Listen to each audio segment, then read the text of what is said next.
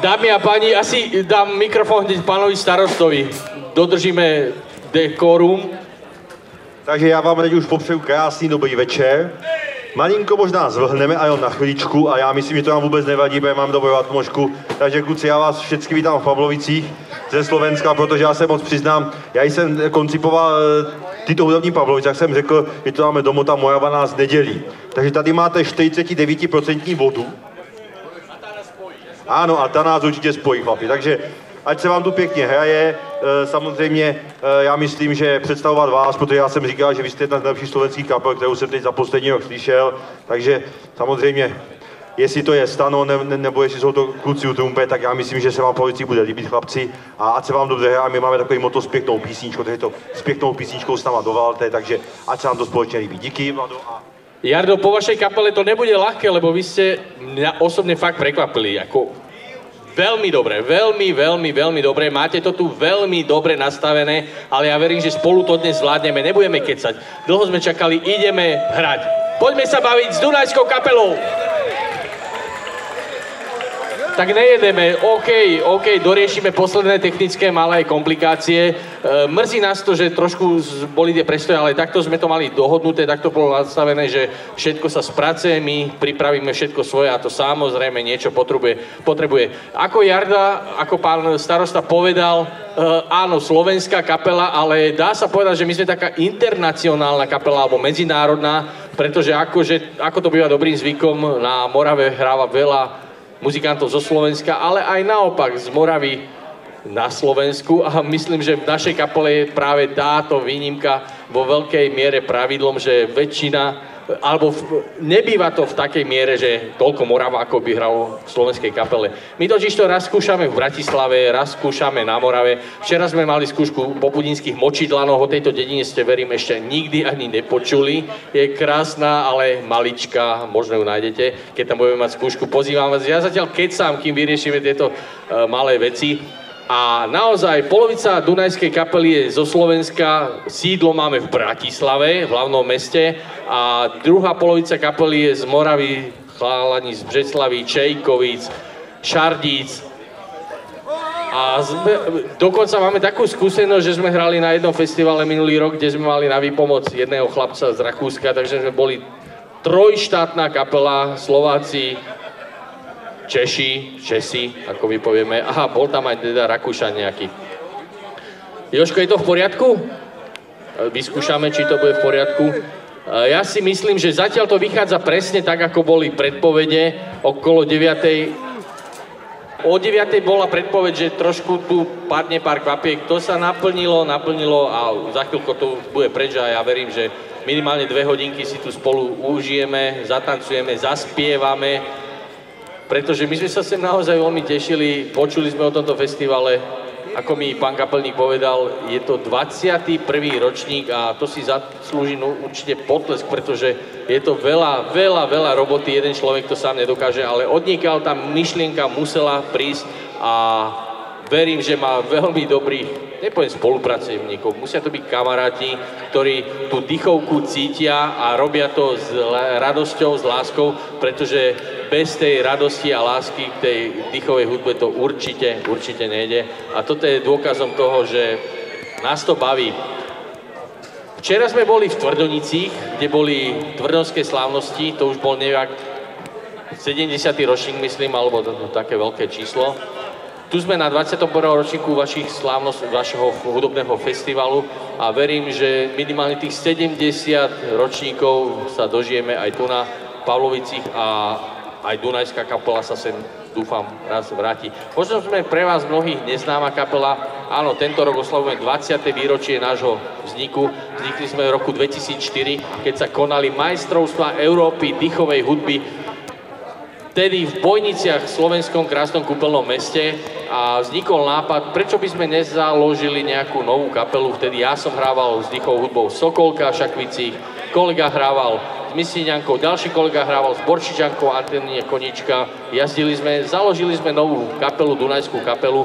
Zúčastnili sme sa týchto majstrovstiev, ktorí boli 5. septembra 2004 a podarilo sa nám zvíťaziť v profesionálnej kategórii, takže to bol začiatok Dunajskej kapely a odtedy koncertujeme prevažne v zahraničí a veľmi radi sme, že môžeme koncertovať aj konečne v našich zemiach. Dokecal som, ideme hrať. Priatelia, poďme sa baviť, sme tu na tom, sme tu kvôli dýchovej hudbe. Krásny večer s Dunajskou kapelou.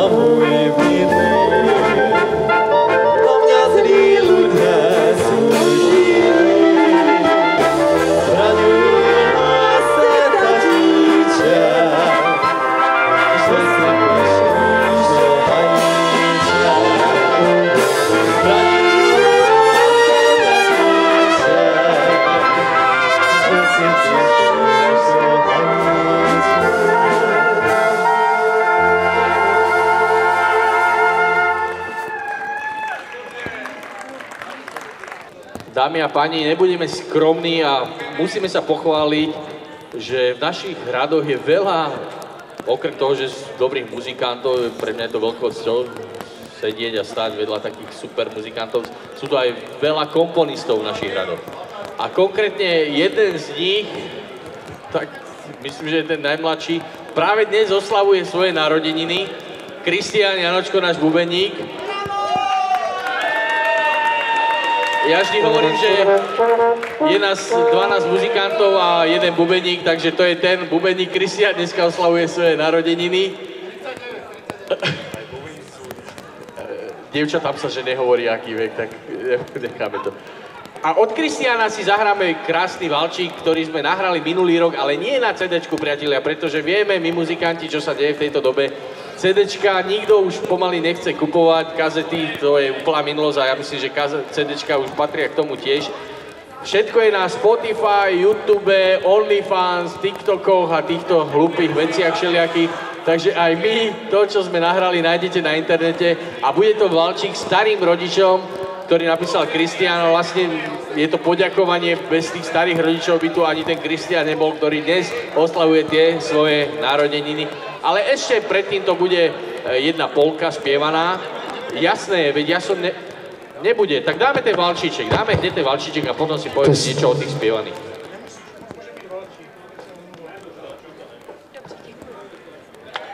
Takže Kristián Janočko a starým rodičom.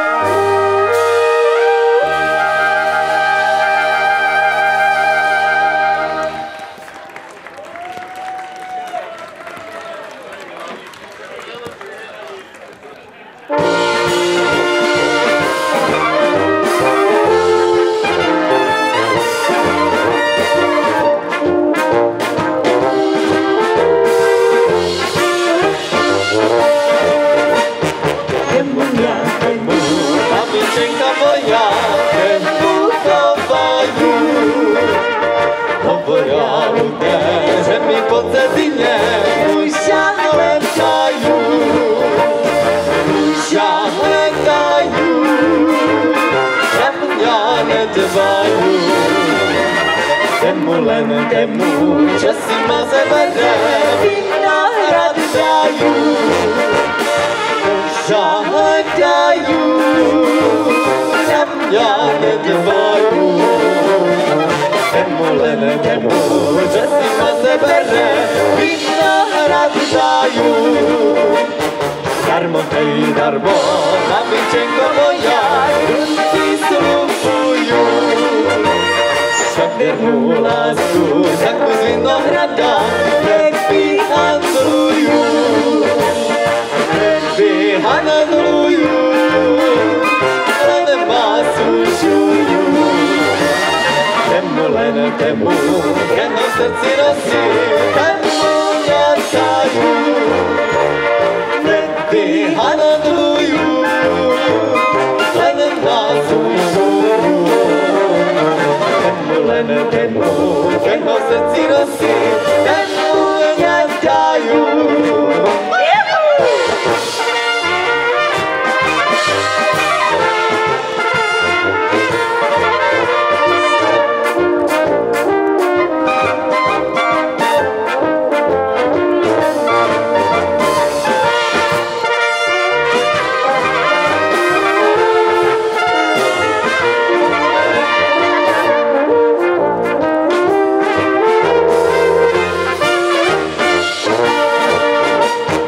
Pobídám to mám všetko moja, teha ráda mám. Čo som ľúbe cíl, všetko riadí, vinohrad tak rád. Vinohrad tak rád, aj do pivnice.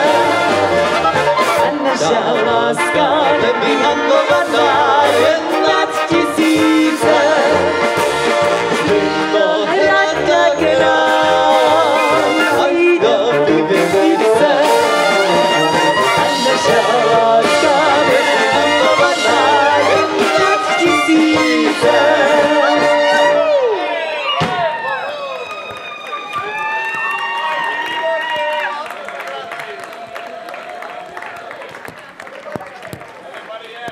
Priatelia, nepredstavili sme si spevákov.